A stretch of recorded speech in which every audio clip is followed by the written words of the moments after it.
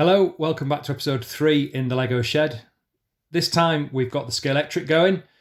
I spend far too long playing with the sound and fuel system here that you'll see. There's a short bit coming up on cleaning the track, which is quite useful, including the Lego track. We've got the Lego track laid out as well. I'll talk you through installing, or rather drilling the baseboards for this lot, and then we'll have a quick look around and I'll tell you what's coming up, hopefully, in the next episode when I can get back in here. So enjoy yourselves, and anything you want to know, just ask me a question.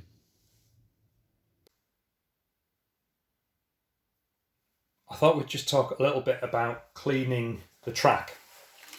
I've done some videos in the past on cleaning track, but I'm just going to talk you through what I'm going to do to the track this time.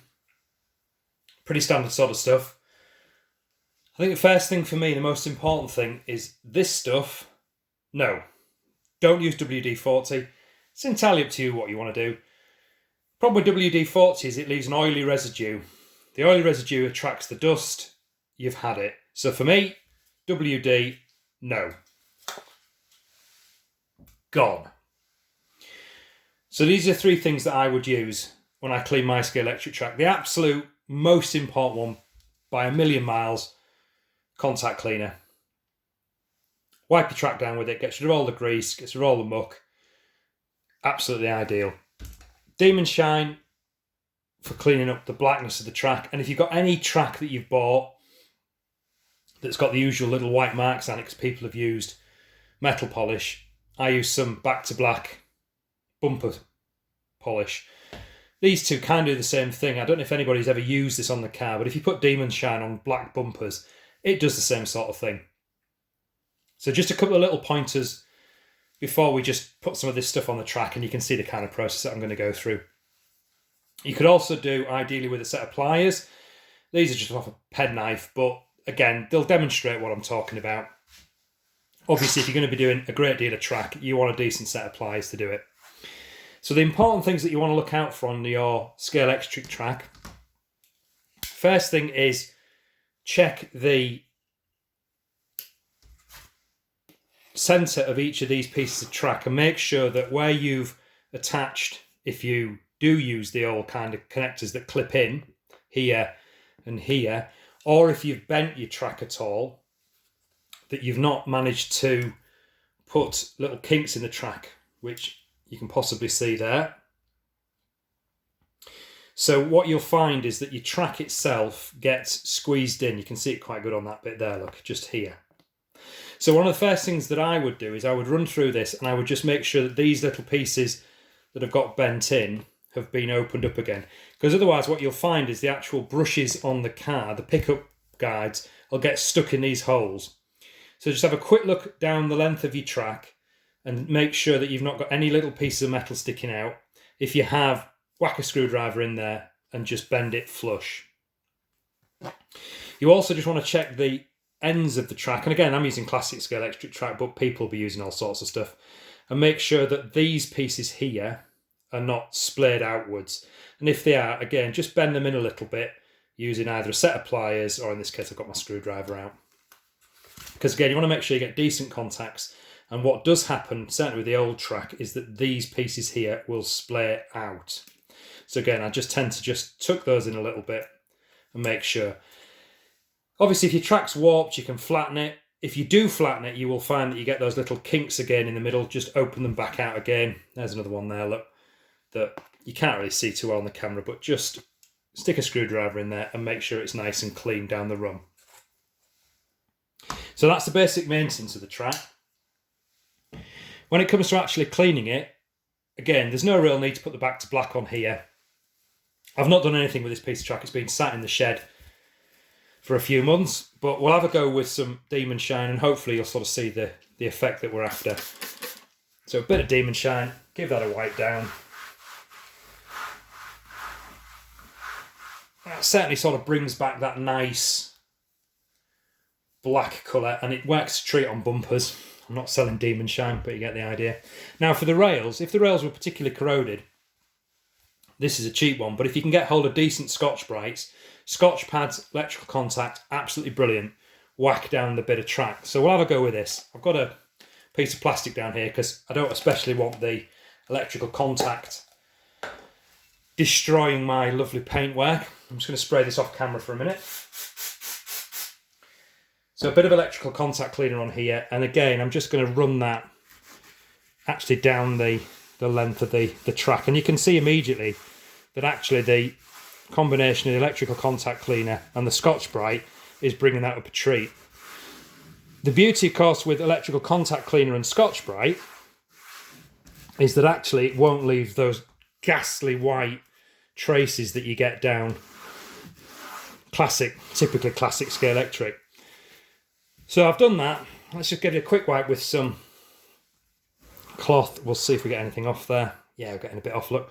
And that's pretty much it. So that's what I would do. Now, the more tarnished your track is, if you do buy a proper Scotch-Brite, I've looked on Amazon for those and they're not too expensive, they bring it up an absolute treat. But that's just a bit of classic track, squirt with the Demon Shine, bit of Scotch-Brite just to bring back the shine, and that'll do it for us.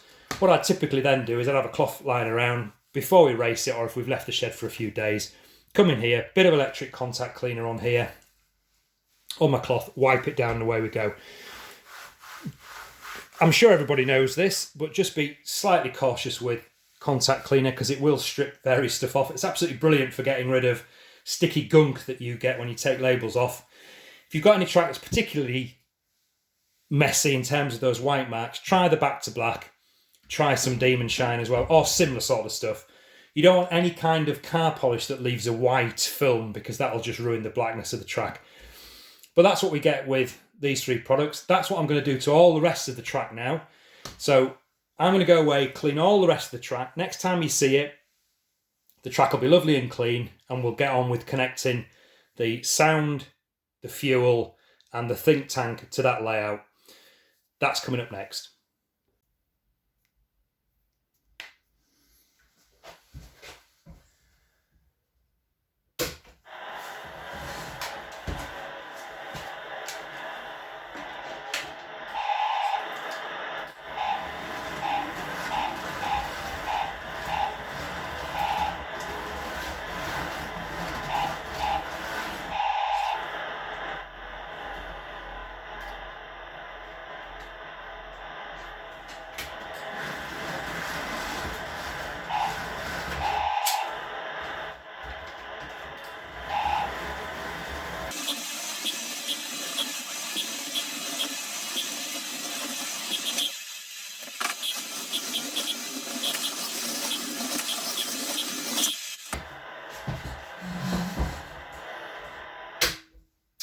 Well, that's enough of that silliness. I've got the track set out. It's not running perfectly yet, but it's not far off. You were just listening to the sound track making its noises. I found my original Scalextric electronic accessories catalogue. It makes bold claims about the C450 soundtrack. It says, instant realistic racing sounds are at your command. Both engines' sounds are different and yet so real. I'm not entirely convinced about that, but nevertheless, when I was that little lad's age, I thought it was absolutely brilliant. It took me till I was in my 40s, mind you, to buy one from eBay, but there we go. The way this is hooked up currently, we'll have a look at the fuel in a second, is that it's powered from the transformer. I'm using a 2.5 amp smooth flow power transformer here that I got from eBay. These are really worthwhile buying. They just seem to give a lot more consistent power across the track. I guess it's some bigger amps. I'm not an electrician. And what you do is you take your controllers and you hook them up to the bottom of the sound.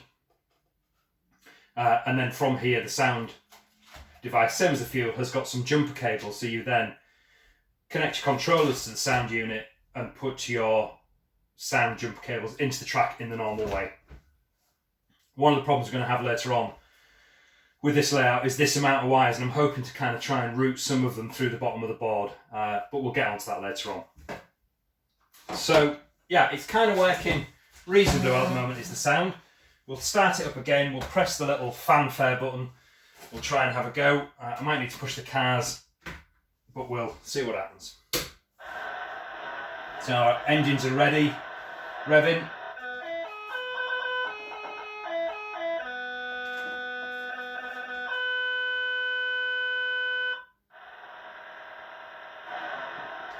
Ready, 2, 1,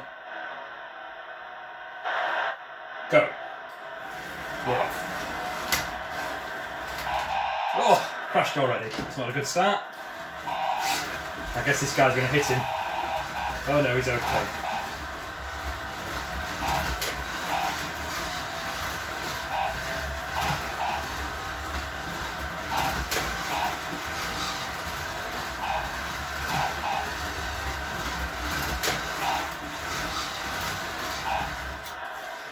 So whether I end up keeping the sound on is a different matter. It is especially annoying. Which track are we on? That one? We'll find out in a second.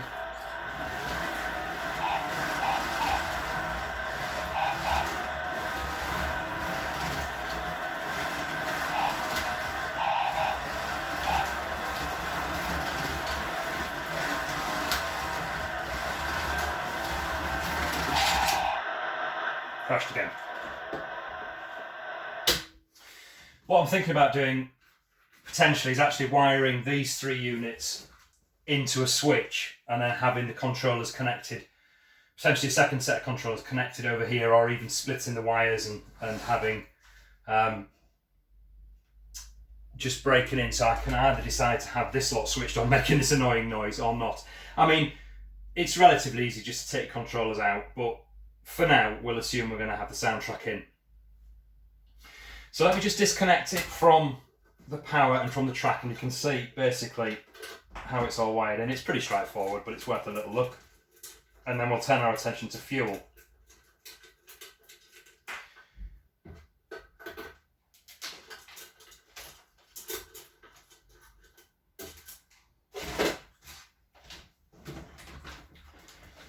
Without trying to wreck the rest of the track.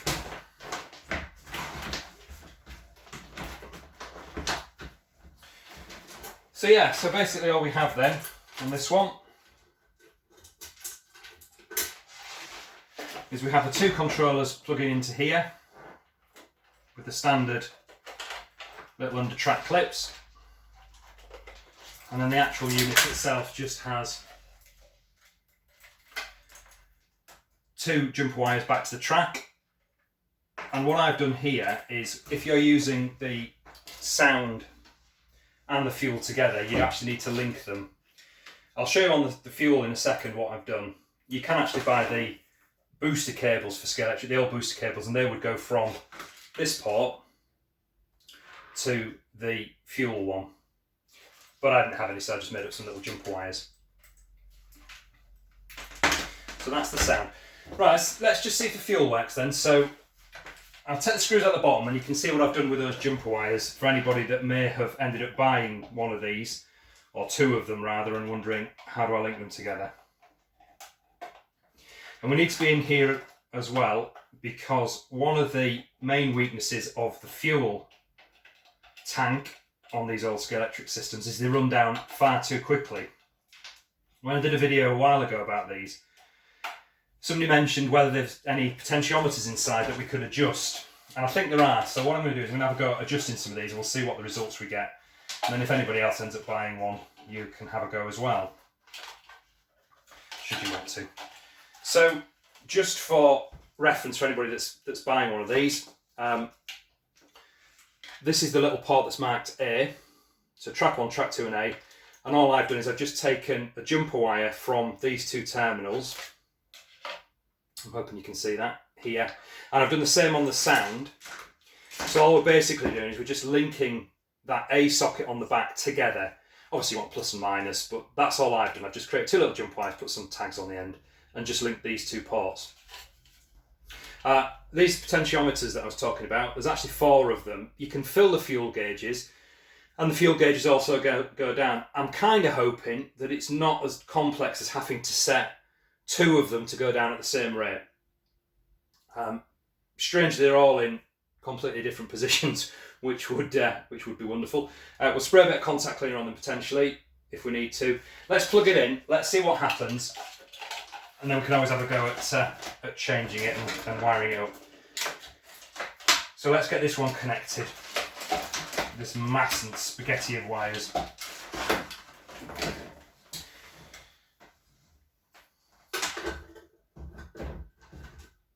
Positive, negative, negative. Should have some more positive and negative somewhere. That's what I'll just put on. Okay, there's another positive and another positive. Oh, and another negative. Yeah, so as I was saying, I'm going to have to really wire these wires underneath the board, I think, because it's just going to get far too messy at the top here. Right, so that's the positives on. Let's get this negative on.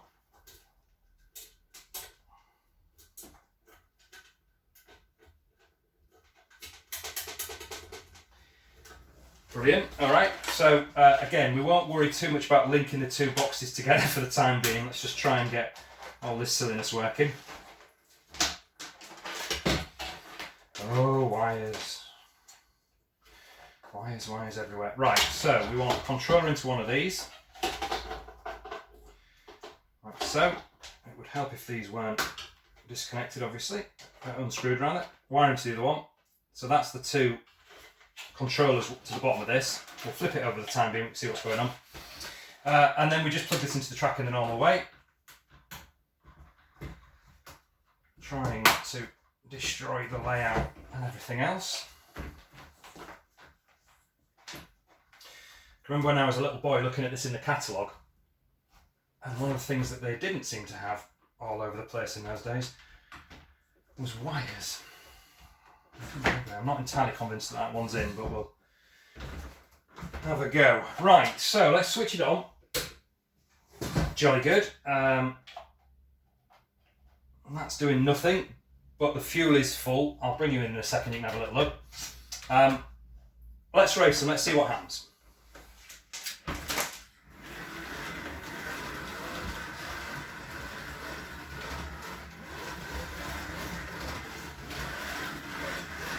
Yeah, so we're working okay. So if I grab the camera, apologies for the shaky video, and bring you over here so you can see what happens. And we're looking at car number 2 at the moment.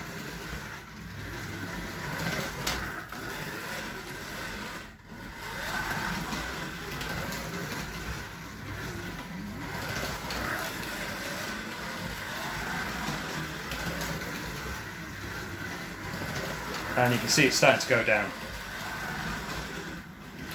So what we would then do is we can whack our car back to the start, and if we press the fuel fill, that fills us back up again. All pretty standard stuff. So bear with me while I set my camera up, because what I'd like to do now is I'd like to have a little go and see if we can potentially just modify those potentiometers just a little bit in this system, just to make it last a little bit longer. It actually wasn't too bad that it didn't go down quite as quick as I was fearing, but it still goes down quite quick. So if I race again, I'm hoping you can kind of see that. It would help if I could manage to keep the car on the track.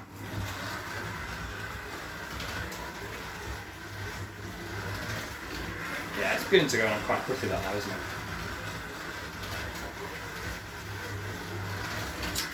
So let's park it here, we'll fill it back up again, and then we'll see how many laps it takes to get to half a tank, and we'll have a go at adjusting some stuff and see what happens. So we'll make sure we're full. It's certainly not as full as the other one, but... Right, okay, so we're here, so let's go.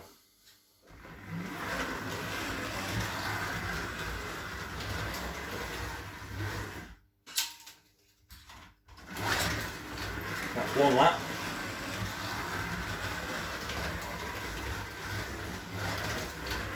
2 laps.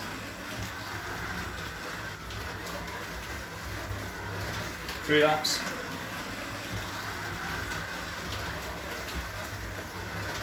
4.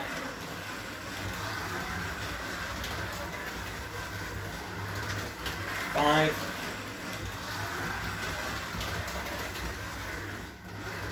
6. 6 and it's dead. Right, okay, so let's fill it back up.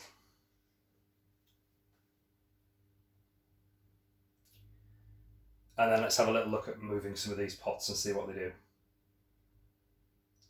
And I hope I don't blow myself up. This is the point where your mum tells you not to fiddle with any of this stuff. So there's a pot here at this side, which I'm assuming is going to be one here and one here. I'm rather hoping they're going to be for the fill for track 1 and track 2. And then there's 2 pots here. I'm just going to see if I can potentially bend that one back a little bit. Well, it clicked. I don't know if it's a good thing or a bad thing. So that was the top, to me, top one back about 9:15. See if that's done anything at all.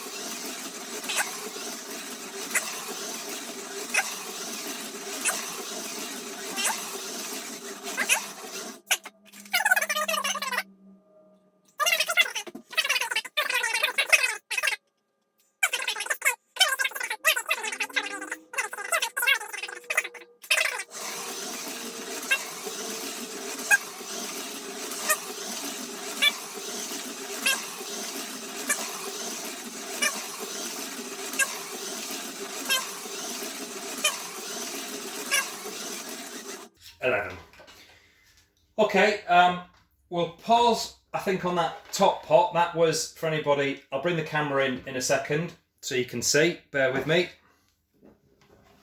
So the one I adjusted to get 11 out of that, if anybody's looking at this and wants to have a go themselves, is this pot here. That one just in there, if you can see it, top one. There's one underneath it here, which I'm hoping is going to be track B. So I think what we'll have a go at doing is we'll use the same car. We probably should use the same controller, but we won't. Don't tell our science teachers, because that's just blown our experiment. Fill this one back up again. You'll probably find that this track just won't work at all now, and I've actually broken it, but let's have a go. Okay, so let's see how far we get with this one then.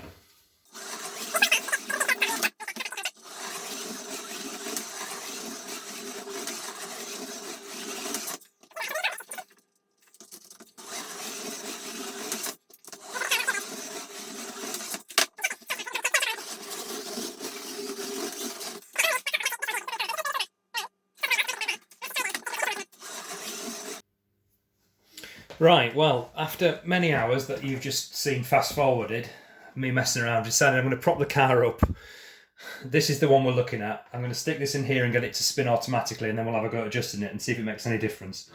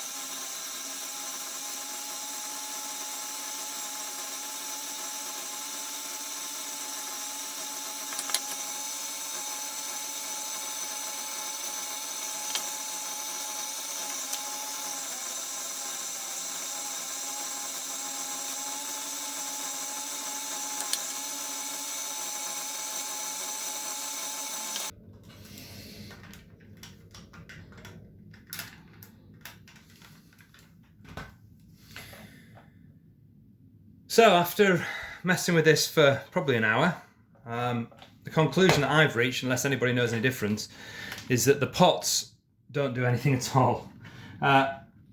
We've adjusted them up and down. I think they are the position of the needles rather than the actual rate at which it descends. We could maybe look at changing one of the other components. It's not something I'm going to do. If you want to have a fiddle with yours, do. That's it. I think I'm done with messing with the inside of the fuel tank. But I'm going to wire it up with everything else now. Hopefully I'll be able to edit all this together to make some kind of sense. I had a fiddle with the sound and the fuel and various bits and pieces earlier on. I think if I edit it correctly, you should have seen me messing with the sound and the fuel. The fuel I've given up trying to adjust the pots. I'll fast forward all that bit. So where I am now then is I've marked out on the board, put the Lego track out. I'm going to drill some holes in this baseboard so that this spaghetti of wires can actually sit underneath the board, because otherwise it just all mounts up. So the plan now is drill through the board, hopefully. We'll get the hoover on because MDF's not very good. We'll drill through it and we'll see what it looks like afterwards.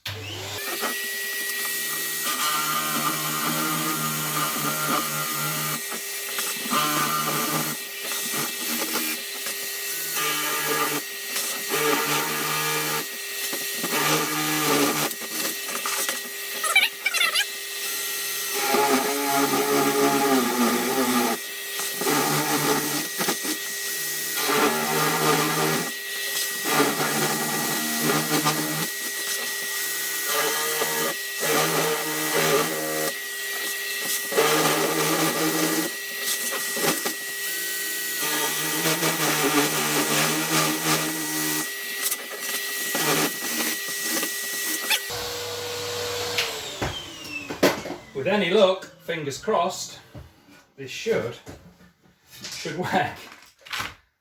So the plan was going to be that we hook all of these wires through there. Obviously I measured that. I certainly did not.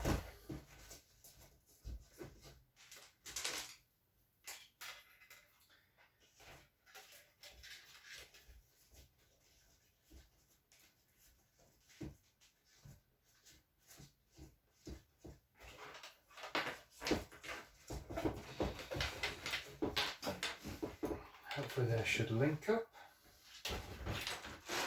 Seems. Well, look, we should. I'll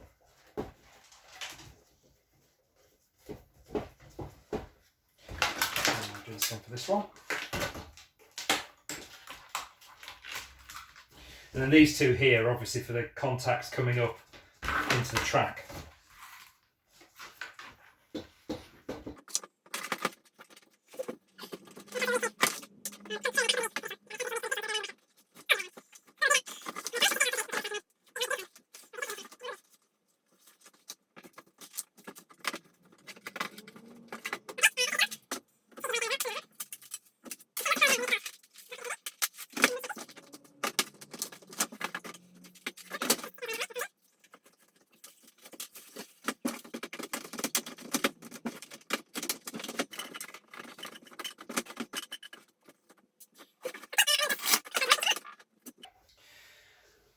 Brilliant. So that's the look that I'm going for. These cables all now go down through the baseboard. That looks a bit neater than it normally does with all these things. I might at this stage actually not wire any of these up. I'll see. What I might do is I might just poke the controllers through and we'll just leave them sat there just for aesthetics. I do really like these. I think they're really lovely pieces of kit. And I've always wanted to have a layout with all three of them on. I just hate all the wires because it looks really messy.